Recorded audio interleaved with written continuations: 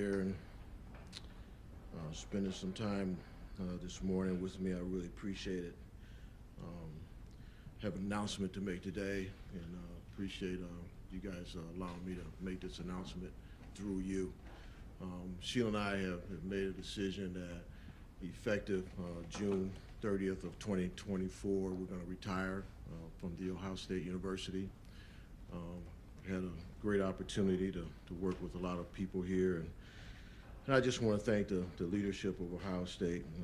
During my tenure, they provided me an unbelievable opportunity to lead this program, and so the last 19 years, or 18 years, and started my 19th, has been phenomenal. The presidents and the board of trustees that I've worked for have just been tremendous and just great people, great opportunities they provided me. I've always believed that a leader seeks to be the right person at the right time in the life of an institution. And I just believe that July of 2024 is the right time to welcome in new leadership, to build on what we've already achieved. Made this announcement now affords me the opportunity to work with my colleagues in the President's Cabinet and hopefully facilitate a transition for the next president once she or he is appointed. But after a 39-year career in intercollegiate athletics and administration, Sheila and I look forward to our next chapter, and we plan to spend more consistent quality time with our children, our grandchildren, and our extended family. I also want to thank Buckeye Nation for its support. At Ohio State, we are truly blessed to have the best fans in the land. I think we all know that, and we're just fortunate to have them. Along with Buckeye Nation, I also want to thank the leadership of our business community. I'm immensely grateful to the network of business leaders who have invested in me and invested in our success. I want to thank the members of the media. I understand and I truly respect the job that you have to do, even though sometimes I don't always agree with what you say. At the end of the day, you guys do a tremendous job, and you have a tough job, and it's gotten tougher over the years. So thank you for everything that you do. I also wish to thank the many donors, the great experiences that I've enjoyed and special memories that were created, and their commitment and generosity to our vision has been phenomenal, and I just want to thank them for their great support and all of the generosity of Buckeye Nation. I also want to thank the coaches and support staff with whom I've been blessed to work.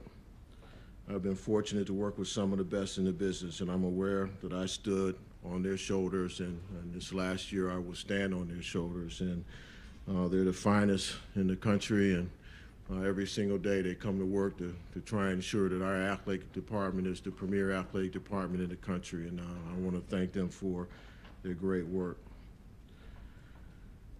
Lastly, and most importantly, it's been a pleasure every single day and an honor to wake up and come to work and try and create an environment for our student athletes to be successful. They're talented, they're gifted, they're the best there is, and it's just been my honor and my inspiration every single day to work for them. This past year, we witnessed unprecedented performances. Our teams finished third in the Directors' Cup. 95% of our graduates found jobs or going professional or going to go to graduate school. We hit our best APR score in the history at 993, so it was a phenomenal year for our student athletes. So it's unbelievable. So I'm extremely proud of the individual team and team championships that have been won during my tenure, but I'm more proud of our efforts to develop student athletes holistically, personally, and to become future leaders. And so I'm really proud of them. As Senior Vice President, I also have the role, along with my colleague Mike Papadakis, to lead business advancement. And business advancement continues to do a great job with concerts in this community, and particularly with our partnership with Nationwide Arena. Our trademark and licensing program is the #1 program in the country. It has evolved in so many different ways. And we've optimized the use of all of our facilities because of the business advancement efforts. Just really proud of them.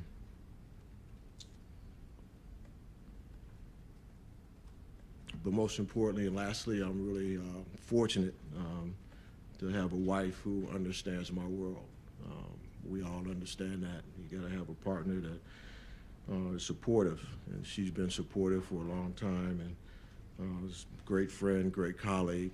Fortunately, she had been in the business, so she appreciates it, but she's been my emotional support through good times and bad times, so I don't know where the hell she is. She was here a minute ago. Love you, baby. Thank you so much. Appreciate you, Sheila. So I also want to thank my children and grandchildren because they've embraced Buckeye Nation in a big way and taken advantage of the opportunities to party. So really appreciate their support throughout this time. We have another year to chase a lot of opportunities, and we're going to chase them hard like we always do. So I'm here to answer any questions you have, and I know all of you thought that I was coming here to talk about realignment, so I'll answer those questions too. So I'm really proud of Jerry. He did a phenomenal job of keeping this quiet for a while because, you know, we had the shelter of that issue. So thank you, Jerry, for your great work. I'm so proud to work with you every single day. So we'll open it up to the floor for questions. Far right over here, Spencer Holbrook, Letterman Row. Yeah, Gene, you cite your family and you spend time with your grandkids, but with everything that's going on in college athletics right now, why now to choose to step aside and bring somebody new in? Yeah, you know, it's a great question. I've always embraced change. You know, this is when I'm 76 and I came here, 49 or 48, I forgot, you know. So we've seen a lot of change over that time. And so those changes were not a part of this decision.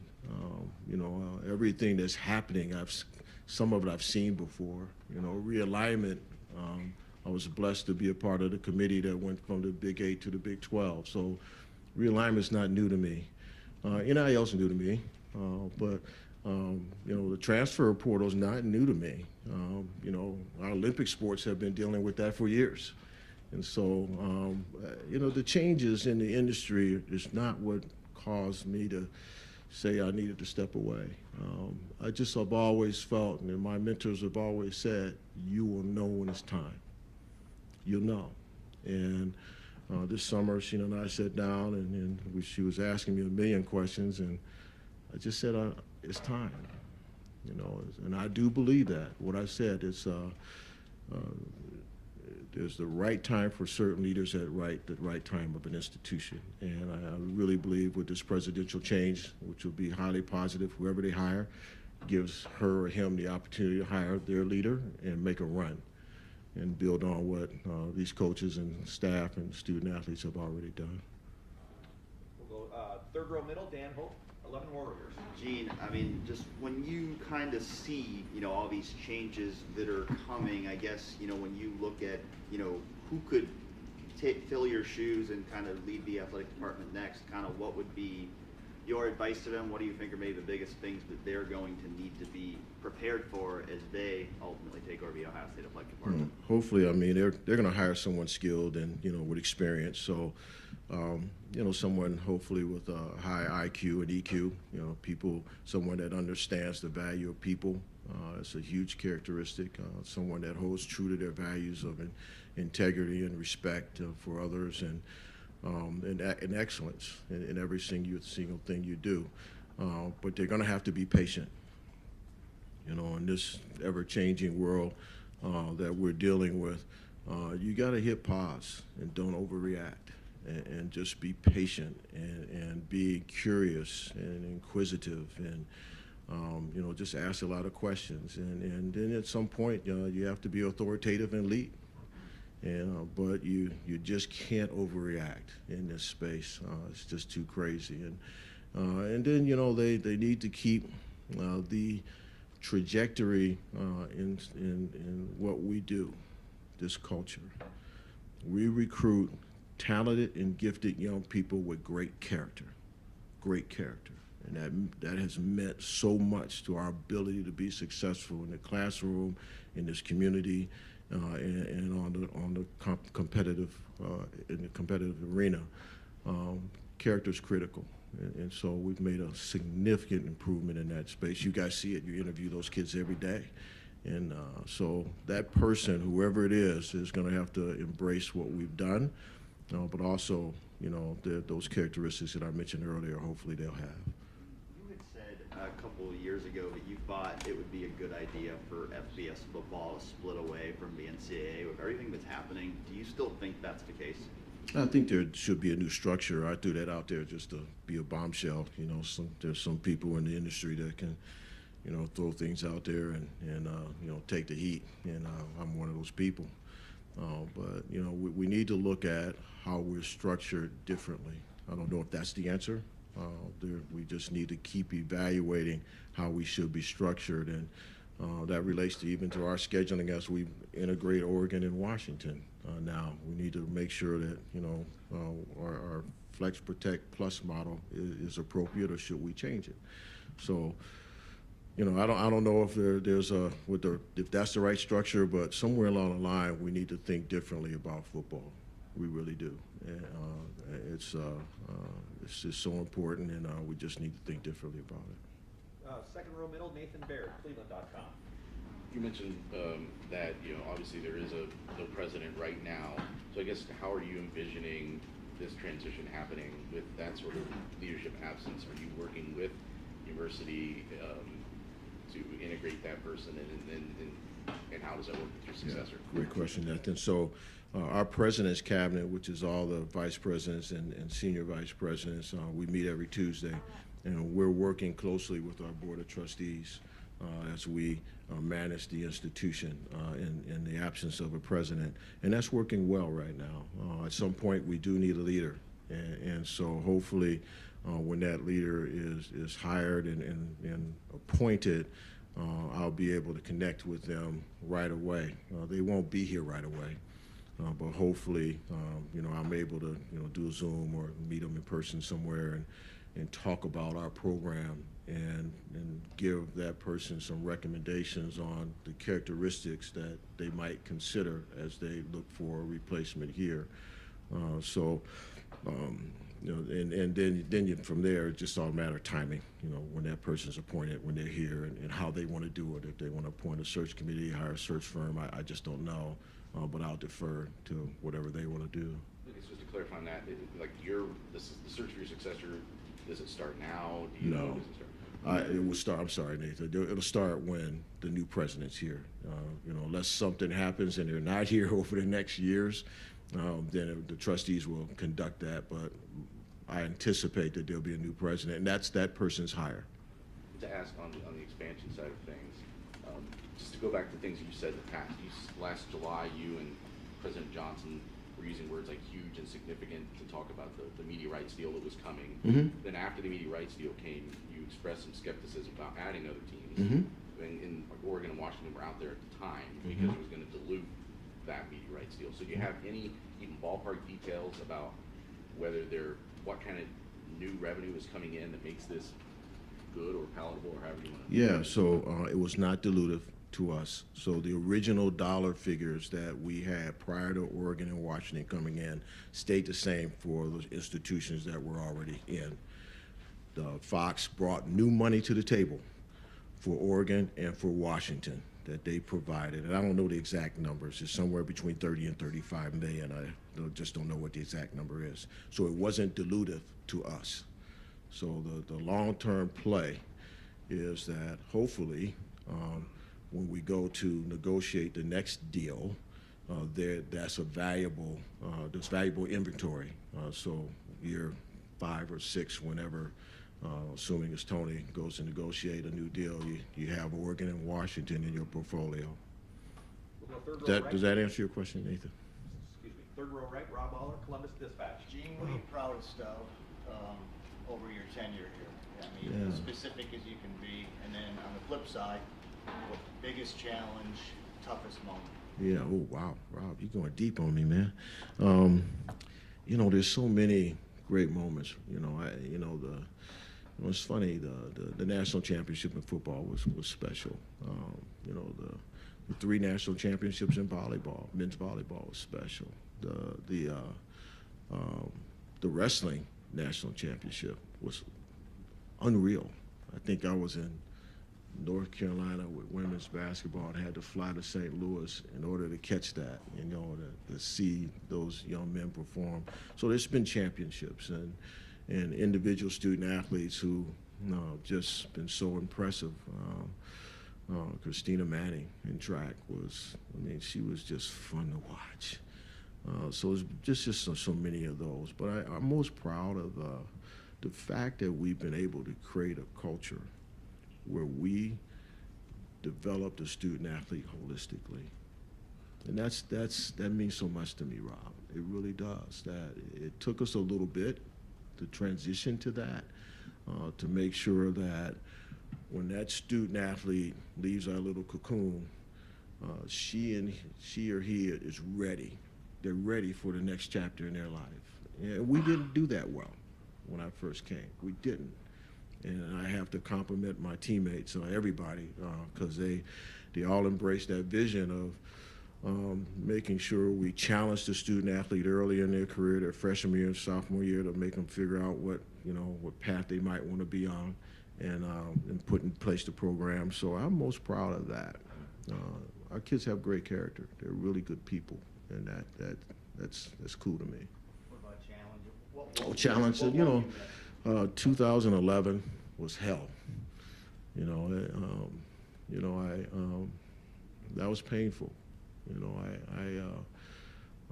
The student athletes who were impacted didn't deserve the penalties that they had to deal with. That was hard. People were affected negatively, and that was a hard time. And so, helping Luke Fickle through that year was hard. That was really challenging, and I have to compliment him for his resiliency and his commitment, and just his stick-to-itness to try and keep our program afloat. So that was a hard year, dog years, and obviously COVID. We all had that. I shouldn't talk about that because that should be all in our rearview mirror, but because we all went through that. But you guys know that story, and so that was a hard year. Right next door, Tony Girdman, Buckeye Huddle. You mentioned thinking differently about football. UCLA head coach Chip Kelly came out this week and said that the top, say, 64 football programs in the nation should do what Notre Dame does and just be independent football and in conferences and everything else. And basically just create one big football conference. Your thoughts on that, the viability of It's something interesting. like that? Interesting thought. I haven't thought about that, but no, I don't have a whole lot of comments on that. I'm sure there's a lot of ideas out there. I haven't studied that, but it's an interesting idea to throw on the table How difficult would that be for the next people. Yeah. How difficult would it be to have heard all of those cats TV-wise? You look at what's happening in the ACC and the grant of rights and things of that nature. You have those type of things, and even my idea that I threw out there, you got to think long haul. Those ideas don't happen overnight. So you have to say to yourself that that's the future model. That's what we should work towards. And I haven't looked at his idea, so, there's building blocks to get to that. But at the end of the day, whatever model that is evolved, from committee or whoever, it's not going to happen overnight. So, would there need to be like a czar? I've always felt that there should be an individual that's responsible for college football. This kind of fits that model that Dan raised, is that there ought to be an individual that wakes up every single day and that's their job. And rules, all that stuff, it should be compressed into one unit. And it's decentralized in the different areas now. So it's too big, it's too important, and it's going to get bigger. So anyway. Front row right, Austin Ward, rivals, dotting the I's. Gene, you Rivals never, what? And dotting the I's. Oh, And okay. 97.1 The Fan on the podcast. Holy smoke, what a brand. That's right. That's right. I am a businessman. Gene, you never said this publicly, I think many of us, or some of us, thought that maybe 4 or 5 years ago would have been that right time that you've talked about Mhm. for retiring, and then you had the transition to Ryan Day, you had COVID. Do you think at all that the timeline for yourself shifted? You stayed longer because of everything that was going on around here and in college sports? Maybe Sheila can answer that. That's great. She's over there texting, so she didn't hear your. This is great. She didn't hear it, but yeah, you hit on it. So every summer, to your point, she and I sit down and literally think about, okay, what are we gonna attack this year? We got our long-term goals, right? But at the end of the day, what are we gonna attack and accomplish this year? And so those years, I just felt like new leadership couldn't handle those things. I have historical knowledge. I have experience. I need to help my teammates get through those times, or everything that you just listed. And it was it was right for me to be here during those times. But where we are now, none of us can see around the corner. So, I got 11 months, so there's something might be coming out there. But at the end of the day, I just feel comfortable that this team and this culture and everything is right for a new leader to transition in and not have a whole lot of bumps. So that's kind of how I look at it. This is probably, unfair for you to address it specifically, but They don't ask it. Well, because of the challenges of this job and the institutional knowledge that you talked about, do you think that in 11 months' time, someone is going to have to come in here who already has that, some institutional knowledge? I don't know. That's really up to the next president. That would be up to what they're looking for in that person. I just think institutional knowledge is important, but I'm not making that higher, if that answers your question. You don't think you'll have any input on that? Oh, I don't know. It depends on the next person. They might not like me. Second row middle, Doug Maurice, the podcast. Gene, when you think about all the changes that are going to be implemented now, you're saying the new person coming in hopefully won't have too many bumps. Do you think there are a lot of things ahead, though, just in terms of how an 18-team Big Ten is going to work and all the logistics of that? And again, you guys will be working on that because they're right. You're timing this not coincidentally to them joining the Big Ten and you're leaving around the same time next summer. Do you think there are going to be a lot of challenges just with the devil in the details of all of this that the next person will face, or do you think it'll all be smoothed out? No, it's funny. It's a matter of how you look at things. I don't look at those as challenges. I look at those as opportunities. The merging in USC and UCLA and Oregon and Washington, the 12-team playoff. Those decisions were made with good input and with good knowledge and et cetera. So now that's the work, is actually taking advantage of those decisions. I don't see those as challenges. That's the business. That's what you do. Now, challenges are things that happen around the corner that you don't see. That's coming at you that you got to respond to, and that's where you got to hit pause, use your teammates, be smart. But those things that we're talking about, the changes in the industry, I don't see those as bumps. I really don't. The transfer portal just has to be tweaked. The days, the timing, all that stuff. But that's the business. It's always been the business. So I don't see those as bumps, if that makes sense. Our culture's good. Our people are good. We're on a good trajectory with everything else, academically. So I think the person's going to inherit something pretty special. When you think about the future of college sports, that will no longer be your job to worry about, but you'll still care. Are you worried? Are you optimistic? What do you think when you're sitting back in retirement and watching? Do you think you'll feel good, or do you think you'll think, oh man, what's going on here? No, it's funny.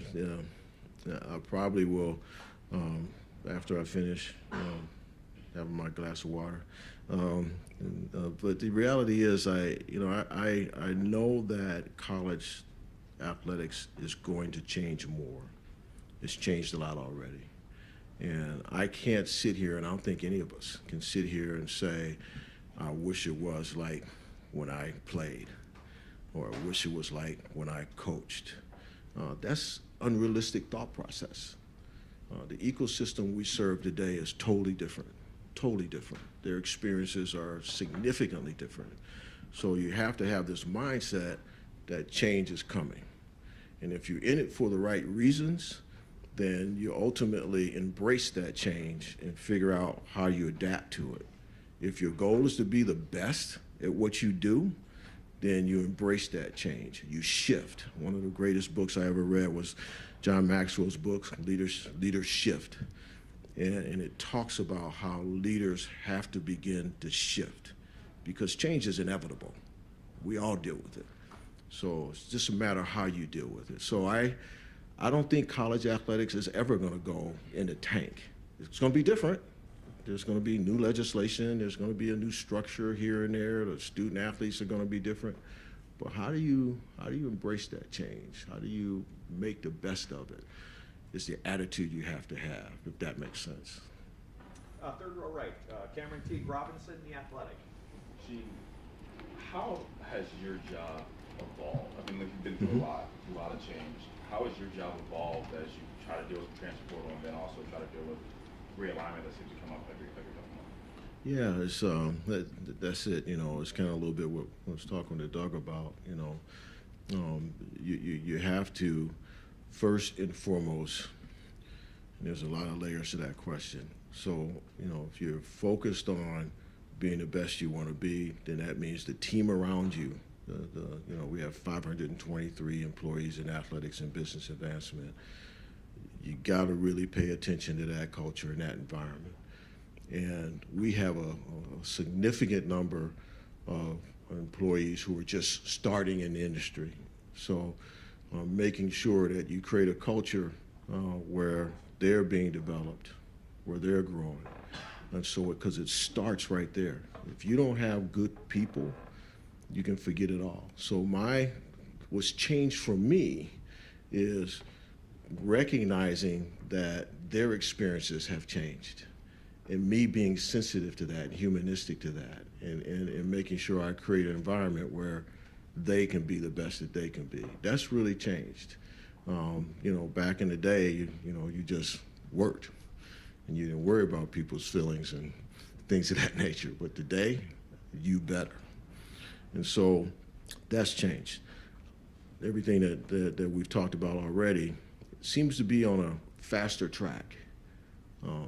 Nowhere in my experiences have we had in the aggregate NIL, transfer portal, leadership change at the NCAA, realignment like it's happening right now, the evolution of streaming versus linear, the aggregate of those things, and I didn't even mention some things, have been different.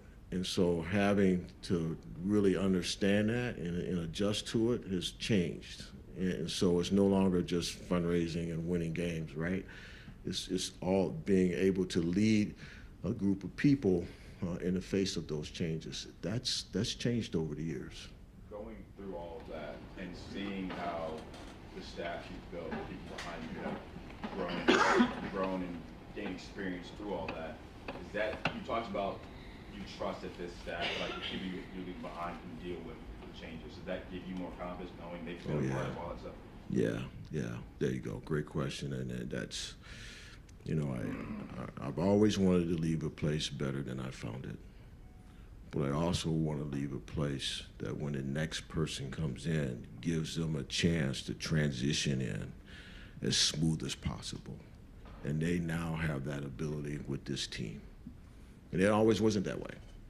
You know, we've been unstable a little bit. And so now it's a situation where I feel they'll come in, they'll make changes. They will, based on their style, but they should be able to come in and take their time on the learning curve and allow the team to work, and then they ultimately will make the changes they need to make. Front row middle, Bill Rabinowitz, Columbus Dispatch. Yeah, I have two. One, first, you're not the first black athletic director, but you're probably the most, people would consider you the most influential, significant one. What does that mean to you? And the other one is not as pleasant. 5 years ago, when all the stuff happened with Urban and the Zach Smith stuff, Yeah. how much does that, how much do you think about that? How much a part of your legacy do you think that is? Any reflections on that period? Yeah, so I'll answer the second one first. You know, there's moments in my history where they were disappointed. It gets back to Rob's question. You know, 2011 was hard. That was harder than, you know, the time that we dealt with Urban, but that was hard, right? And I'm disappointed that we were there. Disappointed in the student athletes that had to bear the pain of that. Disappointed that Buckeye Nation had to bear the pain of that. Disappointed you guys had to cover that. So it was hard. And so, yeah, they're in my career, my legacy, not just here, Arizona State and Iowa State and Eastern Michigan. You know, there's been times when I wish I could have done something different. There's no question about it. And that one you just raised, no question. You know, I don't know. I really shouldn't. I don't want to talk about that. That's not important. But you know, any leader who says that everything was smooth and they look back and they wouldn't have changed the decision they made, I'm not so sure they're being 100% honest with you. But some are perfect. I'm just not perfect. You know, give me your first question again. I'm sorry. Yeah, you were not the first. Oh, yeah. So, you know, it's always been an honor. You know, I decided this years ago. You know, I was 29 as an athletic director, and you know, one of the few, and I think it was only 2 at that time. And I decided that you know, I was just going to do my job and try and do it excellently and disregard the color of my skin. And that was hard because there were a lot of rooms that I walked into in the 80s, early 90s, where there were people in the room that didn't want me there. And I knew that. Fortunately, I was able to be embraced by the people who did want me there, the Cedric Dempseys of the world, the DeLoss Dodds, the, God bless him, Michael Cleary of the world, who embraced me right away. And there was those others that I knew that didn't want me there. You know, I've always felt that it was an honor and a privilege to be the first. And I didn't see it as a burden, except that in the early years, I knew I couldn't fail. Because if I failed, I'd be the excuse back in the day. That's not true today in a lot of places. Still exists, but not as true today with the hiring authorities as it was then. Because if I failed, it would have been, see, they can't do it. So I'm proud of that. I'm proud that I've been blessed to have this career. Fourth row right, Pete Nakos on 3. Gene, Greg Sankey was on the Paul Feinbaum show yesterday and spoke about where the college football playoff stands right now. Would you like it to be re-examined with all the realignment movements in the last 10 days? And would you be open to an idea possibly where all 12 teams could be up for maybe the top 4 spots in the playoff? Yeah, I haven't thought about that, and you know, I have tremendous respect for Greg. He and I go back years serving on NCAA council committees, and I think he's outstanding. And so I was texting him this morning about this decision, and you know, he's going to be in it a while. So I don't know. I haven't been in those rooms. I haven't thought about that. I like the 12-team playoff, but they do have to figure out, you know, the new format, considering the conferences, and they have to figure out the revenue share, all that. So I trust Greg. I trust Tony Petitti. So I leave it to them. Second row left, Steve Hellwagon. Steve, what's up, brother? Yep. 24/7 Sports. Congrats. I remember interviewing you when you got the job. And, Yeah, back in the day, I didn't have gray hair. The before and after pictures of everybody who comes through here are pretty stark. But you can talk freely. You're going to be out of this in a year or so. Just in your mind, you know, USC and UCLA, you look at it, you say, you're gaining the Los Angeles market, California. Oregon and Washington, to me, doesn't feel like Ohio State benefits, at least monetarily, a whole lot from that. What was the end game? What is the end game in all these chess pieces moving around in your mind? Yeah, well, first, I have a lot of respect for Oregon and Washington. Keep in mind, when we studied UCLA and USC, we also studied Oregon and Washington, so our learning curve in this decision was not that hard. I know those athletic directors, Jen at Washington and Rob at Oregon, good friends and really great colleagues. But they're AAU institutions, strong academic institutions. They're in markets. When you look at the demographics of the Northwest, it's a young population. It's a young population. So when Tony gets to the point of renegotiating a new contract and we have streaming, that demographic might be more amenable to that type of platform. But when you look at the new coaches AP poll, I think Oregon and Washington are ranked in the top 25, right? They have proven themselves as an institutions that invest in their athletic programs. They're valuable institutions to bring into our league. So you got to think long haul. If I was just thinking competitively, no, I don't want them, man. I don't want to play them. But that's not, how you do business. So I just think they're great institutions. They're going to be. It's going to be exciting for our league, for Washington and Oregon to come in at the same time as USC and UCLA. It's going to be exciting for our fans. When they go to Washington or go to Oregon, they're cool places. So I think there's a lot of positive elements around it. Sure, there's some negatives, but the positives outweigh that. You said you didn't want to be part of a model where the athletes were employees or paid directly. You guys turned a $20 million profit, or whatever the exact number was. Some of that an 8-ton game last year probably factored into that. And with an increase in television money going forward, at least for your league, at some point, don't you feel like the athletes deserve some of that money that the schools are bringing in, aside from the collectives? Would this in some way streamline this entire process of what we all are being led to believe is a bidding war for high school athletes right now with NIL collectives? You can speak freely. You're leaving this model. I'm not gone yet, though. I'm not gone yet, Steve. Don't go too deep there. You're getting emotional. So get to the question. What's the question? Tell us what's going on. Do you feel that there's any way you can justify not paying the players going forward? Yeah, well, first of all, I do not believe that student athletes should be employees. That's a whole new relationship. Now, to the heart of your question, we need to continue to look at ways where we provide monetary support to the student athlete. People forget all the time about the investments we currently make. Okay, so you, as an athlete in football, you get room, board, books, or tuition, and remember, we got cost of attendance approved. That wasn't a part of the scholarship model. And remember, the Austin money, the $5,980, that's added to your scholarship. So should there be more money added to that line item? Sure, I'm fine with that. But I want to make sure it's tethered to something educationally as opposed to a paycheck.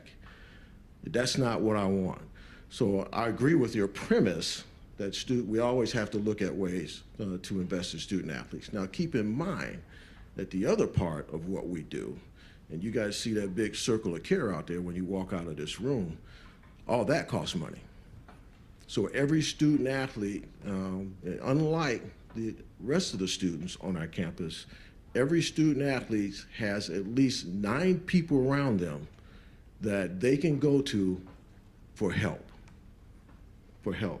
Our sports science investment, you get me going.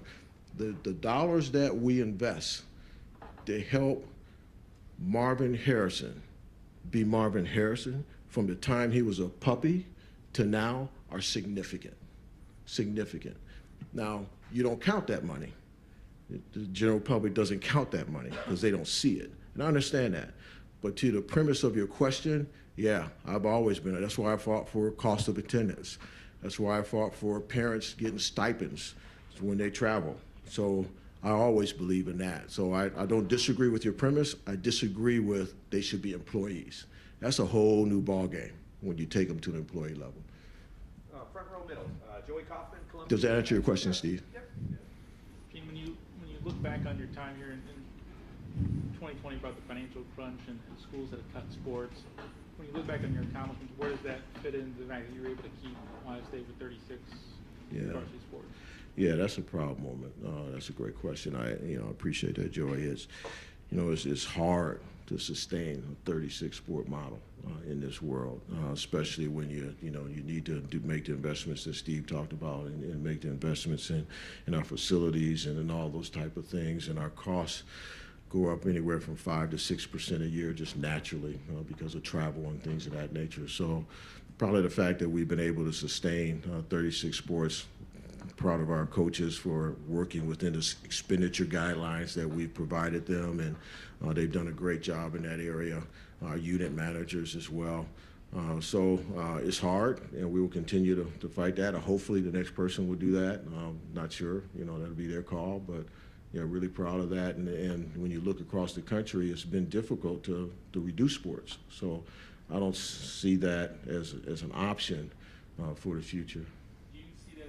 Challenge for the next person who steps in your shoes to manage all those sports, and what advice did you have for them? Yeah, just it's a business decision they'll have to make, and that is a challenge. But when you got good people like the coaches we have and the support staff we have, you can figure it out. And so I really don't know what advice I would give them except be good at what you do. Right next door, Tim May, Letterman Row. I was going to ask you one thing, but I want to ask you. How do I get one of those on 3 hats, man? Yeah, I've got plenty of them. Some of them are trucker hats. I'm not going to wear them. I wanted to ask you one thing, but I wanted to ask one thing following up on Steve's questions. Should there be some kind of bonus structure, though, set up for athletes just like there are for coaches? If, in fact, you get into the college football playoff, I mean, there's a possibility of playing 4 games in that thing. Mm-hmm. And the wear and tear there is obvious to anybody, compared to the regular student athlete who doesn't get into that. Should they share some of the bonus situation that's coming from the college football playoff? I don't know what model. I've always believed that if there's a way that you can find an opportunity to provide additional resources to student athletes, you should do that. And there's a million ideas like yours on how to do that. So I don't know if that's the right model, but that one would take work. You just don't throw out an idea and say that's the right one. It takes work to evaluate the effects of that. What's the taxes on the student athlete? What does that mean to them? So there's just, getting back to Steve's question, there's a way to do it where, you can avoid a lot of those issues, but I don't know what those models, what my colleagues would embrace nationally as a model. Yeah. And Pat Chun at Washington State, Martin Germain at UCLA, Diana Sabo now at Southern Utah, Utah State? Yeah, Utah State, yeah. I get those mixed up. You have brought forward diverse people into athletic administration during your time and stuff. How proud are you of that? And was that a focus of your regime that you wanted to further other people's dreams? Yeah, I mean, I know that sounds kind of sappy, but it is happening. No, that's true, Tim. I mean, I was blessed to have the opportunity to have, those 3 and, Heather Like at Pitt, Ben Jay. I mean, we had a staff that was very diverse, and we continue to do that. And that's part of the effort. And so it kind of ties back a little bit to Bill's question, back in the day, there wasn't a pipeline, of African Americans. And so, we created these opportunities and these seminars. I actually hosted one here years ago, and just trying to create opportunities for young people to get into the pipeline. And so those that you mentioned, we developed and got them out there. And I wasn't the only one. Kevin White did the same thing when he was at Duke. And so there was a concerted effort to improve the diversity of our industry by a few of my colleagues. Yeah, one last quickie. Do you feel like, you're stepping away into this school year, but do you feel like college athletics are in a good place, or is this, like I was talking with one guy, he said, college football has never been better on the field and more chaotic off it. I mean, yeah, is that a good way of putting it? It kind of ties to some of these other questions. college athletics is in a great place. It's in a great place. You have to have a perspective. And so the student athletes that we serve, that's where you got to go. Forget about all the other stuff that's happening. Is the student athlete having a great experience? You know, are their talents and their gifts being optimized for them? Not just the program, but for them. Are we making the investments necessary so that they can be the best that they can be and chase their dreams? And I don't know what it is everywhere else, but I can tell you here, our student athletes are off the chain. Our volleyball team, our women's basketball team, our men's team, I can just go straight down the list. And those athletes are having a quality educational experience. So all the other stuff is minutia to me. At the end of the day, that's what I care about. The graduation ceremony to have a Justin Fields a year ago, come back from Chicago, multimillionaire, and walk. Come on. So I think what we have to do as a society is keep that in our focus. If a school's not doing that, then we need to call them out. All the other stuff is just what you do. It's business. Does that make sense? Yeah. Okay. Right behind him, Bill Landis. The podcast. There's no dots in there, Bill, or what? Too many photos. Just to be clear on something, should the position come to exist in the near future, would you like to be the commissioner of football? Excuse me. Hell no. Next. Given all the change with football and its importance, like top down for any athletic department that plays at the level that you all play at, how important is the relationship with the head football coach and your successor, and the process of finding your successor, like the balance between making sure Ryan is compatible and like-minded about the future of football with that person, but also not effectively choosing his own boss? Yeah, that is critical. That is most important.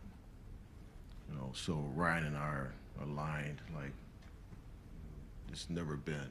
I don't know. We got an emotional tie because we share a lot of beliefs, and he's just a good human being. So because of my football background, I can talk to him about who's their left tackle, who's their right tackle, where we are with the quarterback, what's the issues here, what's the issues there. So we have great conversations, but also alignment with the industry, all the issues that we've talked about, getting his feedback, and such an easy conversation because he's smart. So yes, the answer to your question is that alignment has to exist. You can't have conflict there. And I look across the country and I see that, all of you can see, they're not aligned. So yeah, that's critical. He's, I'm going to miss him when it's all said and done. He's the real deal. Time for a couple more. Fourth row left, Adam Jardy, Columbus Dispatch. Hey, Adam. Gene, congratulations. Thank you, buddy. What, in your mind, does a conference season look like for an 18-team conference when you're talking about a sport like men's basketball where you already play 20 games? How does the math add up for a sport like that? Yeah, I don't know. That's a great, Adam. We haven't had our call yet on scheduling. We talked about it Monday. We had a call, and so that's going to be set up for us over the next couple of weeks to begin those conversations. So I'm not really sure. We have a scheduler in the league that will give us recommendations and advice, and they know our principles. So I just don't know at this point. I'm sorry. When you start looking at going to the West Coast, do you think it makes sense to package games like USC, then UCLA a few days later to avoid on some of the fatigue of travel across the country? Yeah, that's already been talked about as something we need to consider. So not just for basketball, but for all our sports. If our women's soccer team is going out to play UCLA, then they should have a day in between and play USC. So those scenarios, our senior women administrators have done a phenomenal job setting up our framework for that. But now with Oregon and Washington coming in, we kind of have to reevaluate and see if that framework still works. Where do other sports other than football fit into the conversation about expanding the conference? Yeah, so each sport is different. What we can't do is look at, all of them holistically. You know, tennis is different than volleyball, and swimming is different than track, so you have to kind of look at them that way.